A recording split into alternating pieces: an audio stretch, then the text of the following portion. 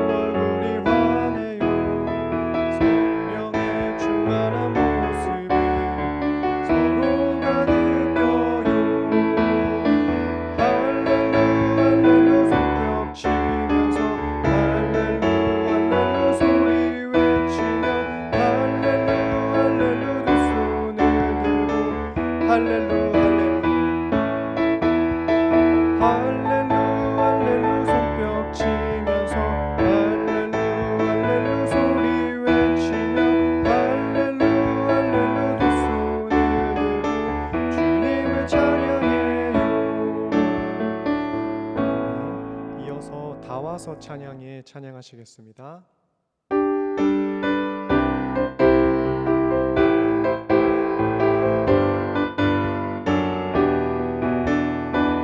박수 치시면서 찬양하겠습니다. 다와서 찬양해 사랑을 주신 주 찬양해 사랑의 우리 주님 생명 주셨네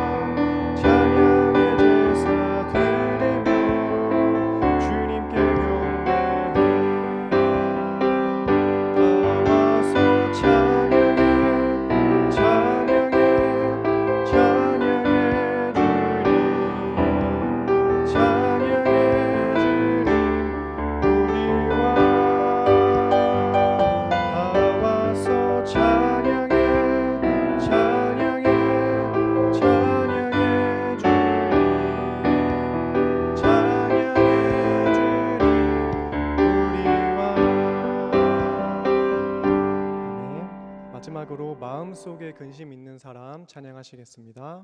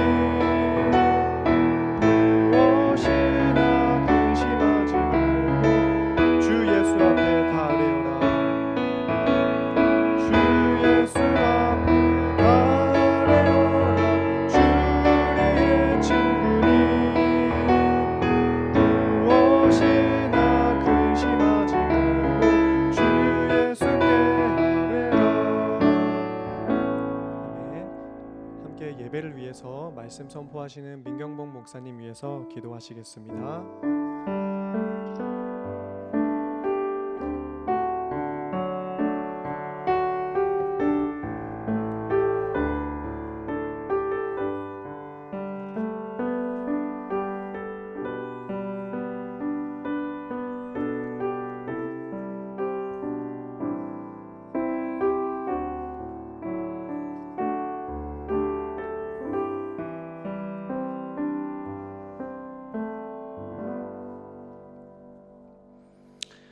하나님 아버지, 오늘 저희들 수요 예배로 이 저녁 하나님 앞에 모이게 하심에 감사를 드립니다. 어렵고 힘든 시기를 이기는 하나님의 말씀을 사모하는 저희들 되게 하여 주옵소서. 그래서 예배를 통해서 새로운 힘을 공급받게 하시고 하나님 주시는 말씀을 통해서 믿음의 삶을 힘있게 살아내는 저희들 되게 하여 주옵소서. 하나님, 특별히 저희들이 하나님의 약속의 말씀을 힘있게 붙들고 나아가길 원합니다. 하나님, 또 내가 믿는 신앙, 나의 믿음, 하나님 그것을 자녀들 세대에도 잘 전수하는 저희들이 되도록 하나님 오늘 우리의 믿음을 더욱 굳세게 하여 주옵소서. 하나님의 약속이 확실히 이루어질 것을 믿고 또 살아가는 저희들 되게 하여 주옵소서. 힘든 상황과 어려움 속에 우리의 믿음이 쪼그라들지 않도록 주님께서 날마다 우리를 붙드시고 품 안에 품어 주옵소서. 오늘도 우리에게 필요한 말씀 넘치도록 우리 하나님께서 허락하여 주실 줄 믿사오며 예수님의 이름으로 감사하며 기도드리옵나이다. 아멘. 네, 우리 하나님 말씀 보겠습니다. 하나님 오늘 우리에게 주신 말씀은 창세기 48장 1절로 7절입니다. 창세기 48장 1절로 7절입니다.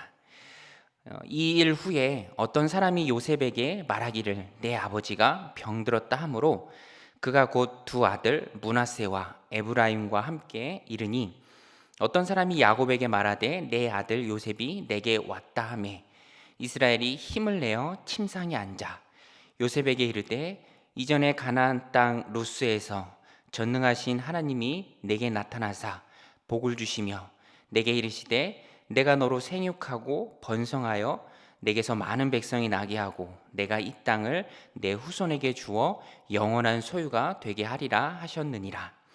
내가 애굽으로 와서 내게 이르기 전에 애굽에서 내가 낳은 두 아들 에브라임과 므낫세는 내 것이라. 르우벤과 시므온처럼 내 것이 될 것이요 이들 후에 내 소생은 내 것이 될 것이며 그들의 유산은 그들의 형의 이름으로 함께 받으리라. 내게 대하여는 내가 이전에 밧단에서 올 때 라헬이 나를 따르는 도중 가나안 땅에서 죽었는데 그곳은 에브랏까지 길이 아직도 먼 곳이라. 내가 거기서 그를 에브랏 길에 장사하였느니라. 에브랏은 곧 베들레헴이라. 아멘. 우선순위라는 말이 있습니다. 뭔가를 중요하게 여긴다는 뜻이죠. 우리가 이 땅을 살아가면서 해야 될 일이 참 많이 있죠. 그렇지만 그런 모든 일에 우선순위에 따라서 정리가 됩니다. 첫 번째로 할 것, 두 번째로 할 것, 더 중요한 것, 그에 비해서는 덜 중요한 것. 누구나 각자 이런 마음의 우선순위가 있죠. 직장인이라면 출근해서 업무를 보는 것이 우선순위일 것입니다. 학생이라면 아무래도 공부하는 학업이 가장 우선순위가 되겠죠. 가정주부라면 가족들 한 명 한 명을 돌보고 또 챙기는 것이 우선순위가 될 것입니다. 그러면 우리가 이런 질문을 해볼 수 있습니다. 출근하고 학업을 해나가고 또 가족들을 돌보고 또 이런 여타의 다른 많은 일들 중에서 가장 중요한 일 하나를 꼽으라면 우선순위 1번을 꼽으라면 무엇일까? 얼른 대답하기가 쉽지 않은데요. 왜냐하면 다 중요하잖아요. 돌아보면 안 중요한 일이 어디 있겠습니까? 그러나 이런 가정을 해보면 답을 얻을 수 있습니다. 인생을 살아가면서 가장 중요한 일이 무엇일까? 이렇게 한번 가정해 보세요. 내가 죽기 전에 이 땅에서의 호흡이 마지막 때, 정말 죽음을 앞둔 그 시점에도 마지막 힘을 쥐어짜서 꼭 해야 되는 그 일, 그 일이 바로 죽음을 앞두고도 꼭 해야 되는 일이니까 뒤집어 얘기하면 살아있는 동안에 어쩌면 가장 중요한 우선순위 1번의 일이 되지 않을까. 오늘 본문에 보면 야곱이 그랬습니다. 이제 늙어서 죽을 때가 가까이 왔어요. 그런 그때 그가 한 일이 무엇이냐면 자신의 믿음과 신앙을 자손에게, 자녀와 손자들에게 전수해 주는 일을 했습니다. 그러니까 오늘 말씀을 근거로 이 땅을 살아가면서 가장 중요한 일을 하나 꼽으라고 한다면 그것은 믿음을, 내가 믿는 그 하나님을, 나와 함께 하신 그 하나님을, 그가 베푸신 은혜를 나만 갖고 있는 것이 아니라 후대에 전수하는 것, 그것이 오늘 우리가 이 땅을 살아가면서 해야 할 가장 중요한 일입니다. 오늘 본문에 보면 야곱이 나이 많아 늙었습니다. 그의 나이가 147세예요. 130세에 애굽에 내려와서 바로를 면담했습니다. 그 자리에서 바로를 축복했죠. 그 후로 17년을 더 애굽에 살았습니다. 그러니까 지금 그의 나이는 147세고요. 또 그의 몸이 매우 쇠약해서 오늘 본문에 보면 그가 병들었다라고 되어 있는데 이것은 그냥 보통 병이 아니라 노환입니다. 이제 나이가 많아서 죽음이 가까이 왔다는 것이죠. 임종을 앞두고 있다는 것입니다. 그때 그가 한 일이 무엇이냐면 그런 죽음을 앞둔 시기에 한 일은 믿음을, 신앙을 후대에 전수한 것입니다. 자신이 받았던 그 약속을 요셉에게 전해주죠. 오늘 말씀 4절인데요. 오늘 말씀 4절에 보면 내게 이르시되 내가 너로 생육하고 번성하게 하여 내게서 많은 백성이 나게 하고 내가 이 땅을 내 후손에게 주어 영원한 소유가 되게 하리라 하셨느니라. 그런데 이 말씀을 보면 이 말씀이 당대에 야곱 당대에 다 이루어진 것은 아닙니다. 오늘 말씀에 보면은 생육하고 번성하여 많은 백성이 나게 하시고라고 그 약속의 말씀을 야곱이 받았지만 과정 중에 있지 아직 생육하고 번성하여 많은 백성이 나온 것은 아니죠. 또 이 땅, 가나안 땅, 아직 애굽에 있지 가나안 땅에 들어간 것은 아닙니다. 그러니까 이 약속의 말씀은 야곱만 받는 것에서 끝나는 것이 아니라 이 은혜와 축복의 말씀은 후대로 전해져야 하는 것이에요. 대대로 받아서 이루어 가야 하는 사명입니다. 그래서 야곱은 정말 힘든 그 시기에도 마지막 힘을 쥐어 짜서 말씀을 후대에 전하고 있는 것입니다. 우리가 주목해서 봐야 할 것은 이렇게 야곱이 하나님의 말씀을 후대에게 자손에게 전하는 그 야곱이 진짜 하나님 원하시는 야곱의 모습입니다. 오늘 본문에 보면은 일반적으로 가리킬 때는 그냥 야곱이라고 가리키지만 오늘 말씀 2절에도 보면은요 이스라엘이라고 가리킵니다. 어떤 사람이 야곱에게 말하되 내 아들 요셉이 내게 왔다 하매 이스라엘이 힘을 내어 침상에 앉아. 하나님 원하시는 바른 모습, 정말 영적으로 자신이 받은 그 축복을 자신에 대해서 끝나도록 하는 것이 아니라 죽음을 앞두고 있는 그 시점에도 하나님 주신 마지막 힘을 쥐어 짜서 결국 힘있게 그 약속의 말씀을 요셉에게 전하는 야곱의 모습을 볼 수 있습니다. 오늘 우리도 믿음을 우리 자녀들에게, 다음 세대에게 전수해야 합니다. 우리가 그 말씀을 전할 때 자녀에게 수직적으로 부모인 우리가 전한 그 하나님의 말씀, 내가 받은 은혜, 나와 함께 하신 하나님, 그 믿음의 역사들, 그것을 전할 때 그 자체에 굉장히 큰 힘이 있습니다. 물론 수평적으로 누군가를 통해서 복음을 받아들일 수도 있지만 부모에게서, 나를 낳아주신 부모에게서 또 복음을 듣는다면, 믿음을 전수받는다면 그것은 자녀에게 굉장히 큰 힘이 되죠. 그 인생의 앞날을 이끌어갈 굉장히 놀라운 힘이 된다는 것입니다. 오늘 말씀은 그러면 우리가 어떻게 오늘 본문에 야곱이 그랬던 것처럼 정말로 복음을, 또 믿음을, 나의 신앙을, 내가 믿은 그 하나님을 자녀 세대에게까지 잘 전해줄 수 있을까? 거기에 초점을 맞춰서 한번 살펴보도록 하겠습니다. 먼저는요, 부모가 잘 믿어야 합니다. 부모가 잘 믿어야 돼요. 이것은 신앙의 대전제입니다. 여러분 생각해 보세요. 내가 내 신앙도 잘 추스리지 못하는데, 나도 잘 믿지 못하고 있는 형편에 어떻게 내 신앙을, 내가 믿는 그 신앙을, 믿음을 자녀에게까지 잘 전해야겠다라는 마음이 들고 결심을 하고 오늘 야곱처럼 힘을 내서 자리에 앉아서 전할 수 있겠습니까? 중요한 것은 나부터 바뀌어야 되고요, 나부터 하나님을 잘 섬기고 나부터 잘 믿어야 됩니다. 부모가 잘 믿어야죠. 오늘 본문에 나오는 야곱은 잘 믿었습니다. 우리가 어떻게 할 수 있죠? 야곱은요, 하나님의 약속의 말씀을 아주 소중하게 늘 마음속에 간직했습니다. 그가 자기를 죽이려는 형을 피해서 혈혈단신으로 밧다나로 피했던 때가 언제입니까? 까마득한 옛날이죠. 지금이 147세니까.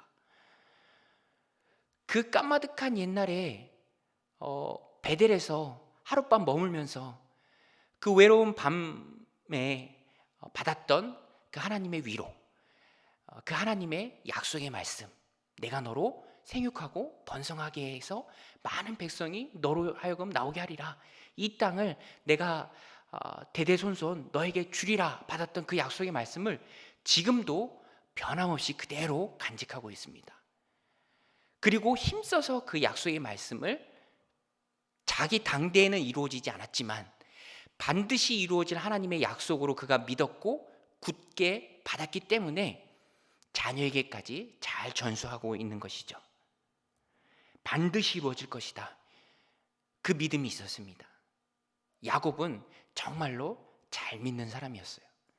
의심 없이 하나님의 말씀을 그대로 받았습니다. 그래서 기어이 힘을 내서 하나님 주신 힘으로 침상에 일어나서 요셉과 두 손자들에게 하나님의 말씀을 전하고 있는 것입니다.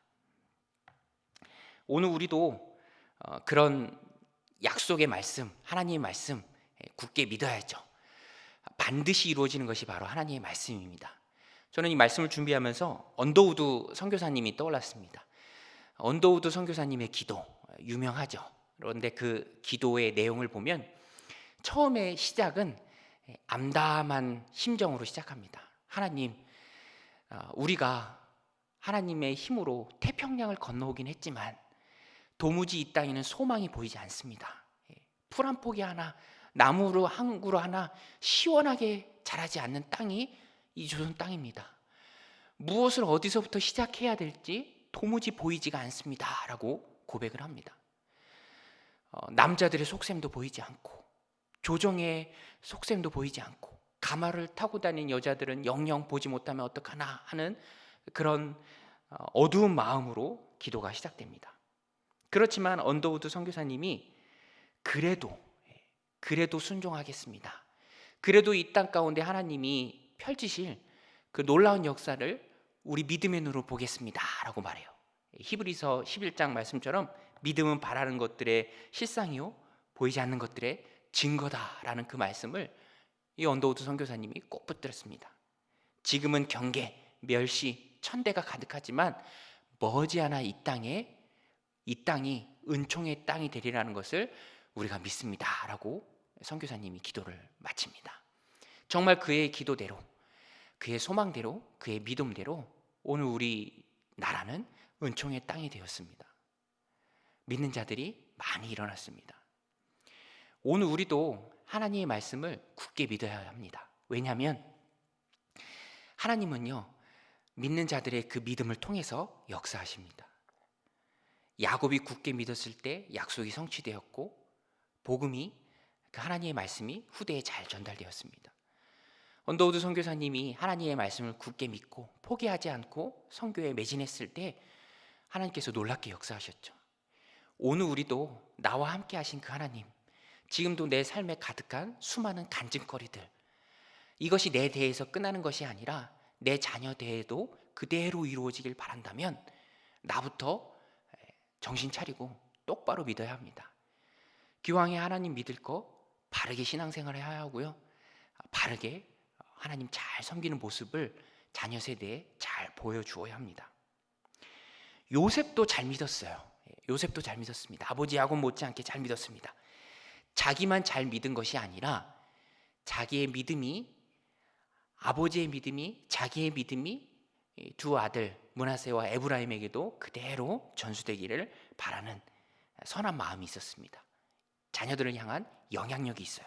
그래서 자녀들 애굽에서 최고의 교육 받았죠. 왕실의 자녀들 아닙니까? 귀한 건 많이 누렸겠죠. 자랑거리도 많았을 것입니다. 세상적으로 많이 갖춰줬을 거예요. 하지만 그보다 더 요셉이 선하게 욕심을 냈던 것은, 요셉이 가지고 있었던 깊은 생각이 무엇이냐면 하나님 나라 그 언약 공동체에 자신의 자녀들도 일원이 되어서 참가하는 것이었습니다. 그래서 오늘 말씀 5절에 보면 야곱도 그 두 아들을 축복합니다. 오늘 말씀 5절에 보면 내가 애굽으로 와서 내게 이르기 전에 애굽에서 내가 낳은 두 아들 에브라임과 므낫세는 내 것이라. 르우벤과 시므온처럼 내 것이 될 것이요. 그 자리에서 바로 양자를 삼아요. 요셉의 선한 마음이 가져온 결과입니다. 잘 믿는다는 것은요, 자녀를 어디로 이끄는가. 아버지 야곱이 임종을 앞두고 있을 때 요셉은 두 아들을 이끌고 그 자리에 왔습니다. 오늘 우리도 내가 나의 자녀들을 어디로 잘 이끌고 다니는가 우리가 되돌아봐야 합니다. 세상적 축복이 있는 곳으로만 이끌고 다니진 않는가?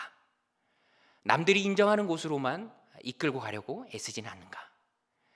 믿음의 자리, 신앙을 배우는 자리, 하나님 말씀이 선포되는 자리, 공동체의 일원이 되는 그 자리를 우리는 더 사모해야 합니다.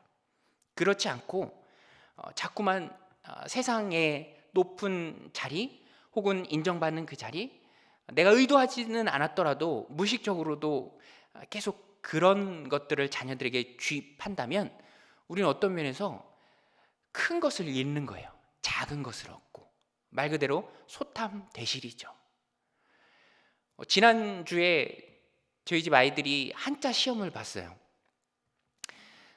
비대면으로 봤습니다. 근데 시험을 어떻게 비대면으로 볼 수 있죠? 이 합격과 불합격을 나누는 건데 평가하는 거잖아요. 부정행위하면 어떡하나. 근데 방법이 다 있더라고요. 모바일 기기 2대를 이용해서 한 대는 내가 시험 치를 때 쓰고 다른 한 대는 시험 치르는 자녀들을 비추도록 이제 부모님들에게 협조를 구한 거죠.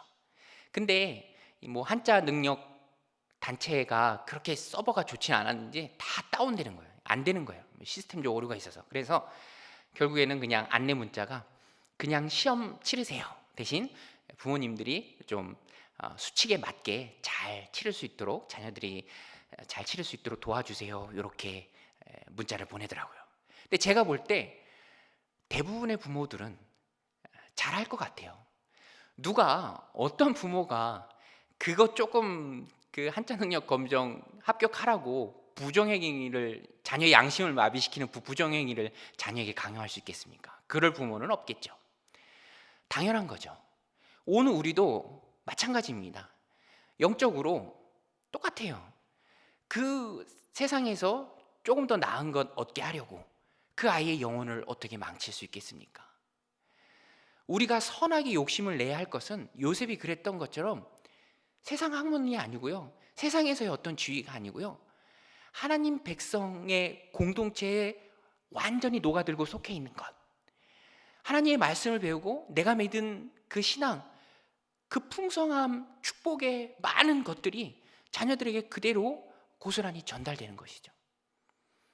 그런데 우리가 세상에 작은 거 얻으려고, 어떤 심지어는 그렇게 말할 때도 있죠. 대학 가고 나서 신앙생활해도 늦지 않는다. 이건 정말로 무시무시한 말입니다. 책임질 수 없는 말이에요. 나중에 부메랑으로 돌아올 수 있습니다. 엄마가 그때 예배 드리지 말고 학원 가라고 했잖아. 아빠가 그때 수련회 가지 말고 부족한 과목 공부하라고 했잖아. 이렇게 얘기하면 우리가 어떻게 하겠습니까? 나중에 피눈물을 흘리는 거죠. 야곱은 그렇게 안 했고요, 요셉도 그렇게 하지 않았습니다. 많은 믿음의 선조들이 자신들이 가지고 있는 그 신앙을 자녀들에게도 전달하려고 노력했어요. 잘 되고 안 되고는 하나님께 맡기는 거고요, 우리에게 주어진 권한과 책임 하에서 우리는 자녀들의 신앙을 관심 있게 지켜봐야 합니다. 저도 지금 되돌아볼 때 어머니한테 감사한 것 중에 하나는, 제가 중학교 시기에 살짝 시험이 들어서 교회와 예배를 좀 멀리 하려고 한 적이 있어요. 또 학교에서 주워 들은 거 있어서 좀 어줍지 않게 어머니 앞에서 왜 강요하세요? 우리나라는 종교의 자유가 있습니다. 헌법에도 다 명시가 돼 있어요. 이렇게 얘기했다가 정말 큰일 나는 줄 알았습니다. 넘지 말아야 될 선을 넘었구나라는 것을 어머니의 표정과 이후의 행동들을 통해서 아주 바로 깨닫게 되었습니다. 그리고 깨달았어요. 종교의 자유가 없구나.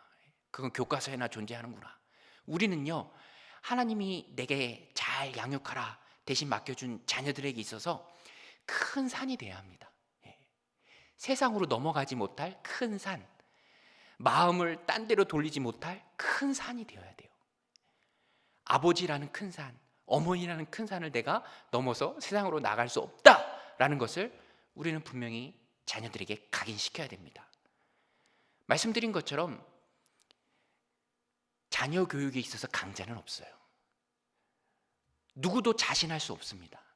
그러나 분명한 것은 우선순위를 바로 세워주는 것까지는 우리가 해야 돼요. 너의 우선순위는 이거다. 그 후의 결과는 하나님께 맡기는 거예요. 세상 교육에서는 그런 얘기 하더라고요. 아버지의 적당한 무관심. 그런데 영적인 교육에서는 그렇지 않습니다.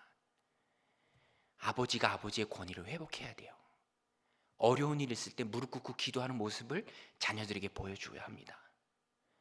잘 믿는 모습, 노는 거 중요하죠. 공부하는 거 중요하죠. 여기저기 갈 때 많이 있습니다. 그러나 주일만큼은 자녀들이 이끌고 하나님 앞에 나와 예배하는 그 모습을 보여줄 수 있어야 해요. 거기까지는 해야 합니다. 그래야 나중에 후회가 없어요. 내가 할 책임은 다 하는 거죠. 그 후에 우리가 어디까지 책임질 수 있겠습니까? 오늘 말씀을 마음에 새기고 자녀들에게 있어서 우선순위를 바로 세워주기 바랍니다. 또 내가 먼저 삶의 우선순위를 바로 세우시길 바랍니다. 내가 바로 믿어야, 우리 경험하잖아요. 아이들은 말하는 대로 따라오지 않습니다. 내가 하는 대로 따라옵니다. 내가 잘해야 합니다. 내가 바로 믿어야 합니다. 내가 세상 거 끊고 바로 믿는, 하나님 앞에 엎드려 기도하는 그 모습을 자녀들에게 보여줄 수 있어야 합니다.